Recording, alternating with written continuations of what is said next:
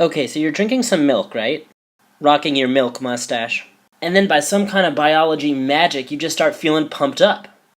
You're really buff, like, oh my god, so swole, man. And you have enough energy to set a world record. How could it possibly make you feel so awesome? How could you get from the milk to this kind of madness? By your metabolism. The sum of all the chemical reactions running in your body. But what exactly is a chemical reaction? And how does your body get so many of them to happen, and so quickly? That's what this video lecture is about. So first, what's a chemical reaction? Chemical reactions are processes by which the atoms and bonds inside reactants are rearranged to make products. For example, let's say we've got these chemicals over here, and then a chemical reaction occurs, which causes them to rearrange into the chemicals over here. Chemists call the ones on the left reactants, the chemicals that react. Ones that are produced from the chemical reaction are called products. Products produce. Chemical reactions like this happen when you drink and digest milk. The disaccharide lactose is a sugar found inside milk. You can see it's a disaccharide, di meaning two, because here's one monosaccharide here, and here's another monosaccharide here, and they're linked. When our body breaks down lactose, it treats lactose as a reactant. But not the only reactant. This lactose molecule also gets combined with a water molecule before it becomes products. So, actually there's two reactants in this equation. And then what does your body make of this? Oh, thanks, perfect. Two monosaccharides that can actually be used for energy. So the body runs a chemical reaction to get from milk to madness.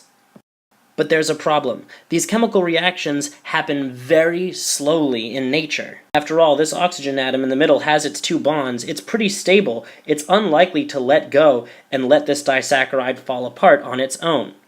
So how could the body get this to happen fast enough? This is where enzymes come in. Enzymes are protein catalysts that speed up chemical reactions. You learned already that proteins can speed up chemical reactions. Well, which proteins? The enzymes. Enzymes are the proteins that have this function, and you can often tell that a protein is an enzyme if its name ends with the letters ASE. For example, the enzyme that breaks down this lactose molecule is called lactase. Note the ASE on the end. Because lactase is a protein catalyst, it can have a really complicated shape, just like all proteins can. And its shape is perfect. Shaped perfectly for the lactose, that is. Enzymes are always shaped just like the reactants they transform. The region with the special shape is called the active site, and the special reactant that can fit inside it also has a name. It is the substrate of that enzyme. A reactant that a specific enzyme acts on. So this lactase enzyme, its active site can only fit the substrate lactose. No other disaccharides or any other molecule for that matter will fit.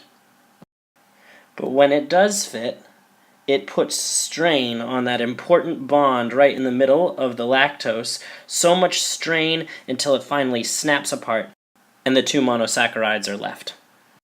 We would call lactase a digestive enzyme because it digests or breaks its substrate down into smaller products.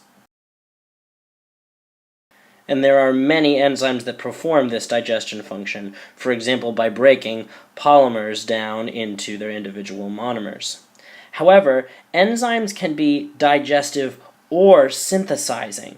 That is, to take a bunch of these monomers and make a polymer out of them, synthesize a polymer. And that's how you can get ripped from drinking milk. Remember how our muscles are made of tiny cells that are filled with motor proteins? Well, if our body wants to make motor proteins, it has to synthesize them from its monomers, amino acids. Inside the muscle cell are those little ribosomes. Organelle that you learned makes proteins. There's a little amino acid chain growing out of its top right here. It so happens that this pretty small organelle is actually a really, really large enzyme. And it's a synthesizing enzyme. it makes proteins. So at the tip of the ribosome, amino acids are the reactants, and they must be combined and a water removed in order to make a newly bonded dipeptide, and then tripeptide, and then quadripeptide, and so it goes as the protein is built. That would make the water and the resulting peptide both the products.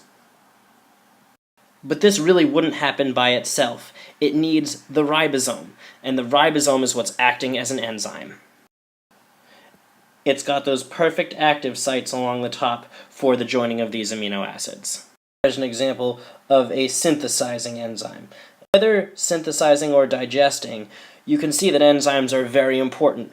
If we're going to run our metabolism, all of the chemical reactions need to be sped up with the help of enzymes.